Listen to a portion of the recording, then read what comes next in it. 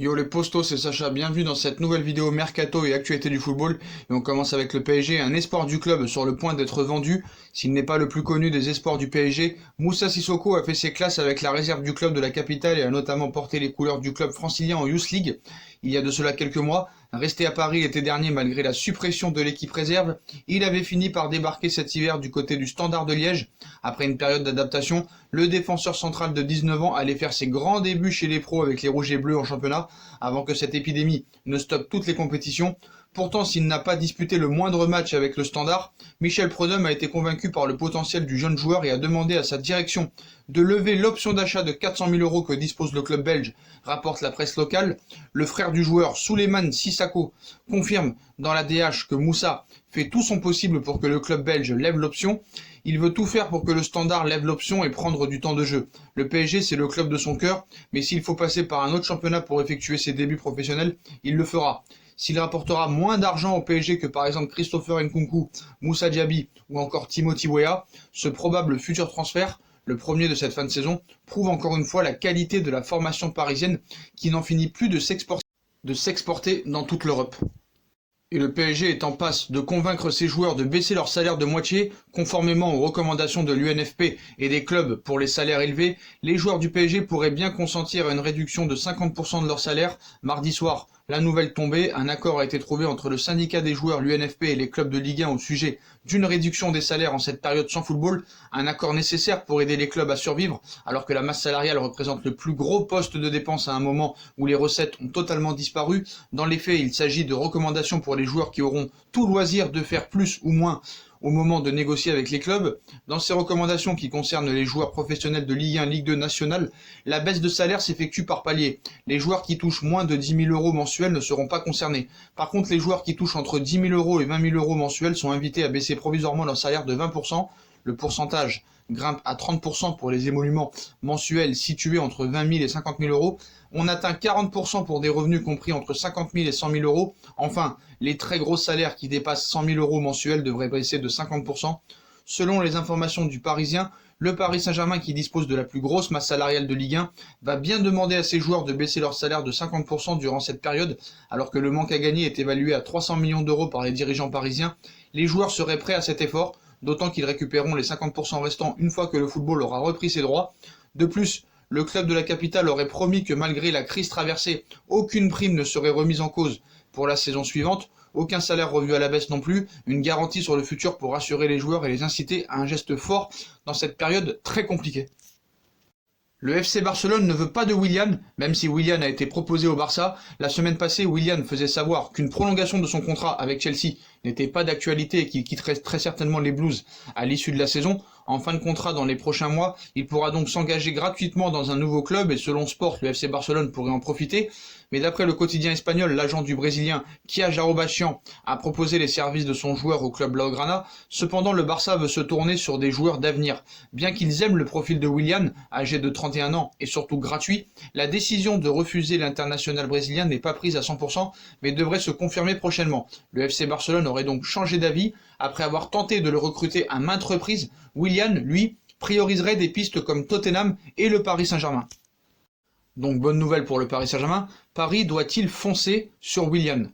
En fin de contrat en mois de juin, vous le savez, Willian va quitter Chelsea, il est à la recherche d'un projet intéressant, l'ailier brésilien intéresse le Paris Saint-Germain, le club de la capitale doit-il saisir l'opportunité ? Willian. Donc les trentenaires n'ont plus leur place à Chelsea, alors que Pedro a déjà officialisé son départ, qu'Olivier Giroud va également mettre les voiles. Willian aussi va prendre la poudre d'escampette. Malgré sa volonté initiale de rester, l'ailier brésilien en fin de contrat, comme ses partenaires, refuse de s'engager à nouveau à court terme avec la formation londonienne. Une opportunité que veut saisir le Paris Saint-Germain. Donc Leonardo est intéressé par Willian. Selon les informations de Soccerling, le directeur sportif Leonardo se verrait bien conclure une belle affaire avec l'ailier des Blues, une arrivée à coût zéro, malgré la prime à la signature que devrait réclamer l'ancien joueur du Shakhtar Donetsk. Le dirigeant parisien ne veut pas laisser passer cette occasion d'attirer un élément d'expérience qui a de beaux restes. Preuve en est, Willian est le 8e joueur le plus utilisé depuis l'arrivée de Frank Lampard, avec 2532 minutes disputées en 37 matchs, dont 28 titularisations. Aucun joueur offensif n'a plus joué que que lui, à part Tammy Abraham, 2490 minutes, toujours aussi percutant, Laurie Verde affiche un bilan respectable de 7 buts et 6 passes décisives depuis le coup d'envoi de l'exercice. Le Barça serait apparemment le principal concurrent avec Tottenham, avec les départs annoncés d'Edinson Cavani et d'Eric Maxime Choupo-Moting en fin de contrat, l'incertitude entourant les attaquants et la possibilité de se séparer de Julian Draxler pour récupérer des liquidités non négligeables, le secteur offensif parisien pourrait être bien moins garni, d'où l'intérêt avec la crise sanitaire qui laisse un trou dans les caisses de se tourner vers des joueurs libres de tout contrat. Le dirigeant francilien va toutefois devoir se montrer convaincant s'il souhaite aller au bout dans ce dossier. Comme vous le savez, en effet, le FC Barcelone et Tottenham également à l'affût disposent d'une longueur d'avance, surtout Tottenham, et reste la piste privilégiée par l'agent du Sud-Américain Kia Jarobatian. À 31 ans et par les temps qui courent, Willian a encore du football à revendre. Surtout que Paris est très tranquille pour Neymar, avec la crise liée à cette épidémie, un transfert de Neymar au FC Barcelone s'annonce encore plus que compliqué, voire impossible que prévu financièrement. Le club catalan est face à un très gros problème, ce n'est un secret pour personne, le FC Barcelone pense toujours à un retour de Neymar, surtout les médias catalans. Après avoir échoué l'été dernier, le club catalan souhaite retenter sa chance lors du prochain mercato, mais en aura-t-il les moyens? Ce qu'il faut savoir, c'est que c'est Mundo et Sport qui sont en train d'imaginer ça et pas le FC Barcelone, parce que Neymar coûterait plus de 400 millions d'euros. Ce jeudi, Mundo Deportivo estime que l'opération Neymar, en comptant l'indemnité de transfert et le salaire du joueur, coûterait plus de 400 millions d'euros. Une note très difficile à régler pour le Barça. Le quotidien catalan met essentiellement en avant les émoluments du Brésilien estimés à 37 millions d'euros bruts par an pour expliquer la difficulté de ce dossier. Avec cette crise sanitaire qui impacte les finances des clubs, l'affaire s'est sérieusement compliquée. Le journal explique qu'il faudrait que Neymar accepte une baisse conséquente de salaire pour pouvoir revenir. Selon les dégâts financiers causés par cette crise, une rémunération annuelle inférieure aux 25 millions d'euros qui touchait à Barcelone avant son départ est même évoquée, donc c'est impensable. Priorité, Lautaro Martinez. Le Paris Saint-Germain affiche donc une certaine sérénité dans ce dossier. Dans la capitale, on estime que la star Laurie Verde est inabordable, annonce qu'une source au sein du club à Mundo Deportivo. Neymar est intransférable, malgré la promesse faite à Neymar. Le faire revenir s'annonce donc impossible, même si les Blaugrana chercheront sans doute un moyen d'y parvenir, ou surtout Mundo et Deportivo feront grande imagination pour essayer de faire croire à leurs supporters que Neymar pourrait revenir. Mais tout cela fait dire au quotidien pro-Barça que le FC Barcelone pourrait finalement se concentrer sur son autre priorité, et là c'est la vraie priorité, Lautaro Martinez, 22 ans, alors qu'il a refusé une offre de prolongation de l'Inter de Milan, l'attaquant argentin se verrait proposer un salaire annuel net de 7 millions d'euros en Catalogne. La Bicéleste, qui possède une clause libératoire de 111 millions d'euros, aurait donc un coût bien moins élevé, et du côté de Barcelone, le recrutement du successeur de Luis Suarez est très important, donc affaire à suivre bien sûr. Pareil pour Kylian Mbappé, le Paris Saint-Germain est prêt à tout. La prolongation de Kylian Mbappé serait la priorité du Paris Saint-Germain qui serait prêt à tout pour arriver à ses fins. Conserver Kylian Mbappé est la priorité du Paris Saint-Germain pour cet été. Le joyau français est le grand rêve du Real Madrid, mais Leonardo ne se laisserait pas faire. Pour éloigner Zinedine Zidane et les merengues, le directeur sportif brésilien compterait prolonger le contrat de Kylian Mbappé qui court actuellement jusqu'en juin 2022. Pour le garder au Paris Saint-Germain, reste maintenant à trouver un terrain d'entente pour ce nouveau bail, et c'est là que le Paris Saint-Germain interviendrait grâce à sa puissance financière. Un contrat XXL devrait lui être proposé. Afin de conserver Kylian Mbappé, le PSG pourrait ne pas regarder à la dépense, avec des départs possibles et tous les joueurs en fin de contrat, la masse salariale va complètement baisser, et Paris pourrait proposer un salaire XXXL au petit français champion du monde, et comme l'explique Nicolo Schilla, ce nouveau contrat de Mbappé commencerait à se dessiner. Il irait alors le champion du monde au Paris Saint-Germain jusqu'en juin 2025, tout en voyant son salaire être doublé, une proposition qui peut difficilement être refusée. Et on passe à l'information principale du jour. L'Inter de Milan lance les discussions avec Lionel Messi. Selon la presse argentine, l'Inter de Milan a bien lancé l'opération Lionel Messi et tente de convaincre la Pulga. Tout est parti le 6 avril d'une déclaration de Massimo Moratti, ancien grand président de l'Inter de Milan et conseiller de l'actuel propriétaire du club lombard, le groupe Suning.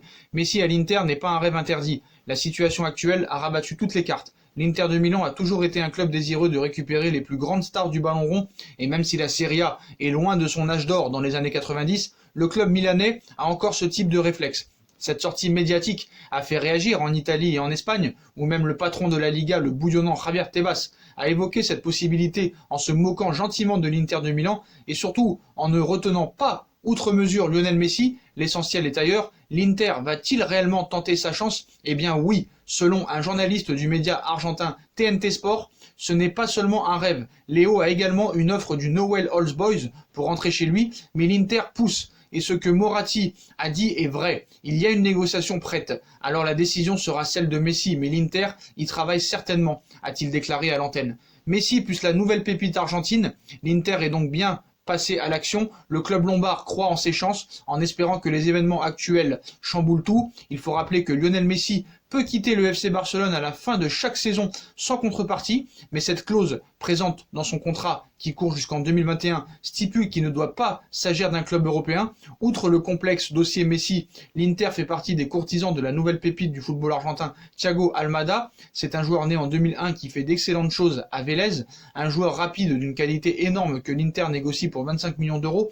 L'opération est possible, le club est au premier rang et pense aux deux Argentins pour la prochaine saison, a poursuivi le journaliste. L'Inter de Milan se donne les moyens de ses ambitions et prouve que la crise sanitaire mondiale ne l'empêche pas de rêver plus grand. Donc Lionel Messi ira-t-il à l'Inter de Milan? En tout cas cet été, ça va être très chaud. Voilà les postos, voilà pour toutes les infos mercato et actualités du football. Comme d'habitude, dites-moi en commentaire ce que vous en pensez. Je compte sur vous pour bombarder la barre de like. On partage, on commente, on s'abonne, on active la petite cloche pour être tenu au courant des vidéos qui vont sortir. On nous rejoint sur de différents réseaux sociaux, Instagram, Facebook, Snapchat, Twitter, ainsi que sur Utip si vous voulez aider à faire évoluer la chaîne en regardant les pubs gratuitement ou en faisant un petit don. N'hésitez pas aussi à vous abonner à ma deuxième chaîne YouTube No Feeling. Voilà les postos, je compte sur vous pour prendre soin de vous et on se retrouve plus tard dans une nouvelle vidéo les postos. Tchuss.